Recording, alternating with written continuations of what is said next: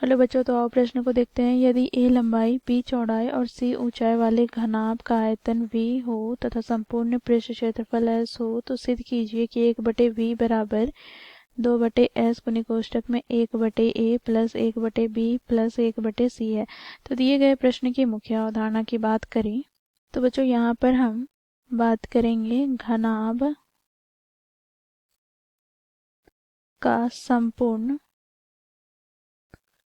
पृष्ठ क्षेत्रफल का। तो संपूर्ण पृष्ठ क्षेत्रफल कैसे ज्ञात करेंगे? तो 2 गुनी क्या होता है, लंबाई गुनी चौड़ाई प्लस चौड़ाई गुनी ऊंचाई प्लस ऊंचाई गुनी लंबाई।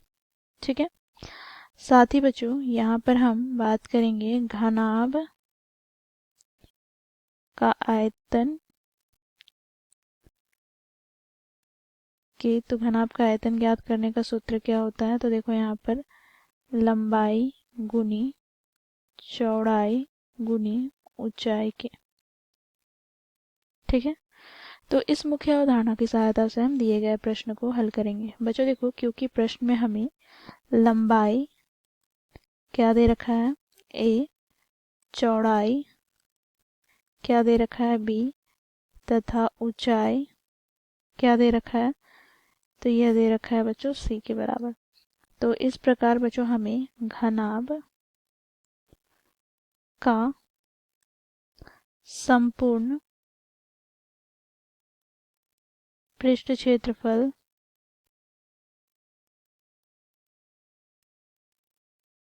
बराबर क्या प्राप्त हो जाएगा? तो 2 गुनी लंबाई गुनी चौड़ाई अर्थात a गुनी b प्लस चौड़ाई गुनी ऊंचाई अर्थात b गुनी c प्लस ऊंचाई गुनी लंबाई अर्थात c गुनी a के।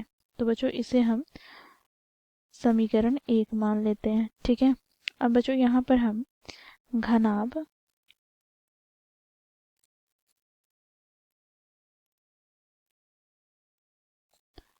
का आयतन की बात करें तो घनाभ का आयतन ज्ञात करने का सूत्र, जिसे बच्चों हम v से प्रदर्शित करते हैं, यहाँ पर ये क्या हो जाएगा? तो लंबाई गुनी चौड़ाई गुनी और ऊंचाई अर्थात a गुनी b गुनी c।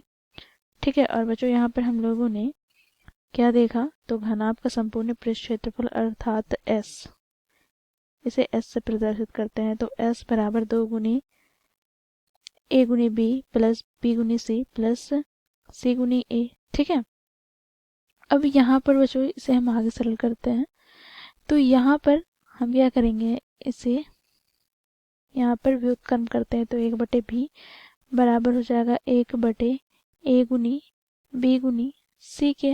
अब बच्चों देखो यहाँ पर 1/b बराबर, बच्चों देखो यहाँ पर अंश और हर दोनों को बच्चों हम s से गुना करेंगे।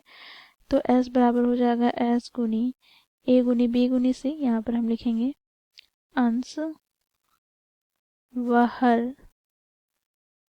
को s से गुना करने पर।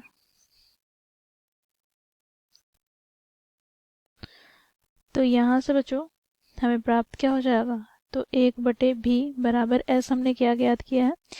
तो 2 गुनी a गुनी b प्लस b गुनी c प्लस c गुनी a बटे में क्या हो जाएगा? तो देखो s गुनी a गुनी b गुनी c।